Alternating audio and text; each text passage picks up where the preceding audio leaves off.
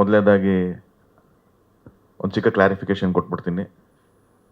ಇವನೇನು ಸಿನಿಮಾ ಚೆನ್ನಾಗಾಯಿತು ಅಂದ ತಕ್ಷಣ ಕನ್ನಡಕ್ಕೆಲ್ಲ ಹಾಕೊಂಡು ಫುಲ್ ಪೋಸ್ ಕೊಟ್ಕೊಂಡು ಕೂತಿಯೇನಂತಲ್ಲ. ನಾನು ಬೆಳಗ್ಗೆ 6 ಗಂಟೆ ತನಕ ಮಹಾನಟಿ ಶೂಟಿಂಗಲ್ಲಿದ್ದೆ. ನನಗೆ ಲೈಟ್ಸ್ ಅವಾಗಿಂದ ಬರ್ನ್ ಆಗ್ತಾ ಇತ್ತು.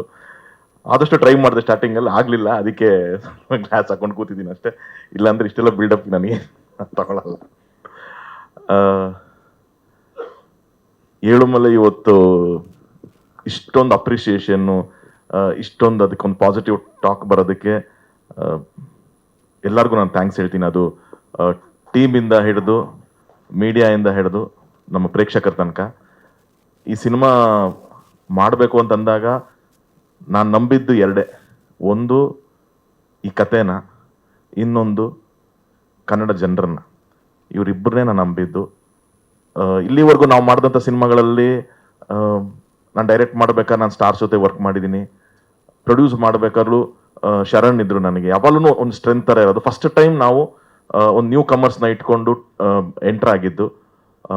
ಅವಾಗ ಕೂಡ ನನಗೆ ಅನ್ಸಿದ್ದು ಒಂದೇನೆ, ಒಳ್ಳೆ ಕತೆ, ಒಳ್ಳೆ ಕಾಂಟೆಂಟ್ ಇತ್ತು ಅಂತಂದರೆ ಕನ್ನಡದಲ್ಲಿ ಖಂಡಿತವಾಗ್ಲೂ ತುಂಬ ಚೆನ್ನಾಗಿ ರಿಸೀವ್ ಮಾಡ್ತಾರೆ. ಯಾವತ್ತೂ ಅದನ್ನ ಡಿಸಪಾಯಿಂಟ್ ಮಾಡಿಲ್ಲ ಅಂತ ಅಂದ್ಬಿಟ್ಟು ಇಲ್ಲಿ ಮತ್ತೆ ಅದು ನನಗೆ ಪ್ರೂವ್ ಆಗುತ್ತೆ.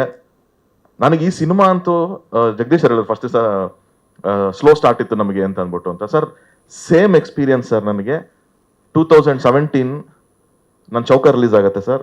ಸೇಮ್ ನನಗೆ ಅವತ್ತು ಆದಂಥ ಎಕ್ಸ್ಪೀರಿಯನ್ಸ್ ಅದು. ತುಂಬ ಸ್ಲೋ ಸ್ಟಾರ್ಟ್. ಅಲ್ಲೂ 4 ಜನ ಹೀರೋಗಳಿದ್ರು. ಬಟ್ ಅವತ್ತಿಗೆ ಅವ್ರು 4 ಜನದ್ದು ಅಷ್ಟು ಪೊಟೆನ್ಷಿಯಲ್ ಆಗಿ ಒಂದು ಕೆರಿಯರ್ ಇರಲಿಲ್ಲ ಅವ್ರಿಗೆ. ಪಾಪ ದೇವರ್ also in a very low phase, 4 ಜನ ಹೀರೋಗಳದ್ದು. ಸೊ ಎಲ್ಲ ಆ ಥರದೊಂದು ಟೈಮಲ್ಲೇ ಶುರುವಾಗಿದ್ದು ಚೌಕ. ಫ್ರೈಡೇ ಎಲ್ಲ ಕಡೆನೂ ತುಂಬ ಸ್ಮಾಲ್ ಓಪನಿಂಗ್ ಆಗಿದೆ ಇದು ಅನ್ನೋ ಥರನೇ ಇತ್ತು. ಶನಿವಾರ ಮಧ್ಯಾಹ್ನಕ್ಕೆ ಸ್ವಲ್ಪ ಅದು ಪಿಕಪ್ ಆಗ್ತಾ ಹೋಗುತ್ತೆ.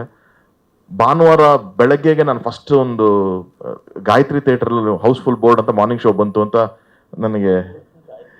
ಇದು ಗಾಯತ್ರಿ ಥಿಯೇಟರ್ನಲ್ಲಿ ಫಸ್ಟ್ ಹೌಸ್ಫುಲ್ ಬೋರ್ಡ್ ಬರುತ್ತೆ ನನಗೆ. ಯೋಗಿ ಬೈ ಅವರು ಚಿನ್ನ ಫಸ್ಟ್ ಹೌಸ್ಫುಲ್ ಬೋರ್ಡ್ ಕಣೋ ಗಾಯತ್ರಿ ಥಿಯೇಟರ್ಲಿ ಅಂತ ಹೇಳ್ತಾರೆ. ನನಗೆ ಅಲ್ಲಿ ಸ್ವಲ್ಪ ಒಂದು ಖುಷಿ ಆಗುತ್ತೆ. ಅಲ್ಲಿಂದ ಅವತ್ತಿನ ಟೈಮ್ ಥಿಯೇಟರ್ ಸೆಟಪ್ಗೆ ನಮಗೆ ಒಂದು ಭಾನುವಾರಕ್ಕೆ ಒಂದು 70 ಕಡೆ ಹೌಸ್ಫುಲ್ ಬೋರ್ಡ್ ಬೀಳುತ್ತೆ.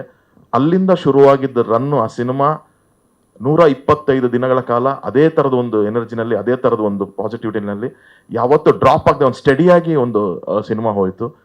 ಅದೇ ಸೇಮ್ ಎಕ್ಸ್ಪೀರಿಯನ್ಸ್ ನನಗೆ ಇಲ್ಲೂ ಆಗಿದ್ದು. ನನಗೆ ಶೋ ಟು ಶೋ ಅದು ಇನ್ಕ್ರೀಸ್ ಆಗ್ತಾ ಒಂದು ರೇಂಜ್ಗೆ ಆಗೋಯ್ತು ನನಗೆ. ನಮ್ಮ ಗುರು ಶಿಷ್ಯರು ನಾನು ಜನ ಮಾಡಿದಾಗಲೂ ನಮ್ಗೆ ಒಳ್ಳೆ ರಿವ್ಯೂಸ್ ಬಂದಿದೆ. ನಾನು ಚೌಕ ಮಾಡಿದಾಗ, ನಾವು ಯಾವ ಸಿನಿಮಾ ಮಾಡಿದಾಗಲೂ ಚೆನ್ನಾಗಿದೆ ಅಂತ ಅಪ್ರಿಷಿಯೇಷನ್ ಬಂದಿದೆ ನಮಗೆ. ಬಟ್ ಈ ಸಿನಿಮಾಗೆ ಬಂದಂಥ ಒಂದು ಅಪ್ರಿಷಿಯೇಷನ್ನು, ಈ ಸಿನಿಮಾಗಳಿಗೆ ಬಂದಂಥ ಒಂದು ರಿವ್ಯೂಸು, ರೈಟ್ ಅಪ್ಸು ಒಂದೊಂದು ಪೇಜ್ ಗಟ್ಟಲೆ ಬರ್ದಿದ್ದಾರೆ ಸೋಷಿಯಲ್ ಮೀಡಿಯಾಗಳಲ್ಲಿ. ಯಾರು ಅಂತಾನೆ ಗೊತ್ತಿರಲ್ಲ ನಮಗೆ. ನಮ್ಮನ್ನು ಟ್ಯಾಗ್ ಮಾಡಿ ಅಷ್ಟು ಬರ್ದಿದ್ದಾರೆ. ಅವ್ರು ಸ್ಟೇಟಸ್ಗಳು ಹಾಕೋಬೇಕಾರೆ ಇದು ಏನಾಯ್ತು ಅಂತಂದ್ರೆ, ನಾವು ಫಸ್ಟಿಂದ ಹೇಳ್ತಿದ್ವಿ, ನಾನು ಪ್ರಮೋಷನ್ಸ್ ಮಾಡ್ಬೇಕಾದ್ರೆ ಏನೇನು ಮಾಡೋಣ, ನಾನು ಫುಲ್ ಟೀಮ್ ಎಲ್ಲ ಕೂರಿಸ್ಕೊಂಡು ಪ್ರಮೋಷನ್ಸ್ ಹಿಂಗೆ ಮಾಡ್ಬೇಕು ಹಂಗೆ ಮಾಡಬೇಕು ಅಂತ. ಬಟ್ ನಾನು ಅಂದೆ, ಅಪ್ಪ ಈ ಸತಿ ಹಂಗೆ ಬೇಡ.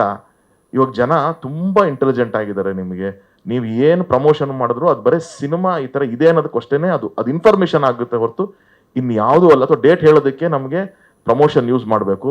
ಇವತ್ತು ಮೊದಲಾದರೆ ನಾವು TV ಮುಖಾಂತರ ಏನೋ ಹೇಳ್ತಿದ್ವಿ, ಅಥವಾ ಟ್ರೋಲ್ ಪೇಜಸ್ ಈ ಥರದ್ದು ಎಲ್ಲ ಯೂಸ್ ಮಾಡ್ತಿದ್ವಿ. ಜನ ಇವಾಗ ಅದು ಯಾವುದನ್ನು ತಲೆ ಕೆಡಿಸ್ಕೊಳ್ಳಲ್ಲ. ಅವ್ರು ನಂಬುತ್ತಾ ಇರೋದು ಒಂದೇ, ಸಿನಿಮಾ ನೋಡಿದವನೇ ಸಿನಿಮಾ ಬಗ್ಗೆ ಮಾತಾಡಬೇಕು. ಸಿನಿಮಾ ಯಾರು ನೋಡಿರ್ತಾರೆ ಅವರೇ ಸಿನಿಮಾ ಬಗ್ಗೆ ಏನು ಹೇಳ್ತಾರೆ ಅದನ್ನು ಮಾತ್ರ ನಂಬಿ ಜನ ಥಿಯೇಟ್ರಿಗೆ ಬರ್ತಿದ್ದಾರೆ. ಸೊ ಸಿನಿಮಾನೇ ಮಾತಾಡಬೇಕು. There is no alternative. Content ಮಾತಾಡಿದ್ರೆ ಜನ ಒಳಗಡೆ ಬರ್ತಾರೆ. ಅದಕ್ಕೊಂಚೂರು ಟೈಮ್ ಆಗುತ್ತೆ. ಇವತ್ತು ಅದನ್ನ ಮಾತ್ರನೇ ಮಾಡಬೇಕು ಅಂತ ನಂಬಿ ನಾವು ಇದು ಬಂದಿದ್ದು.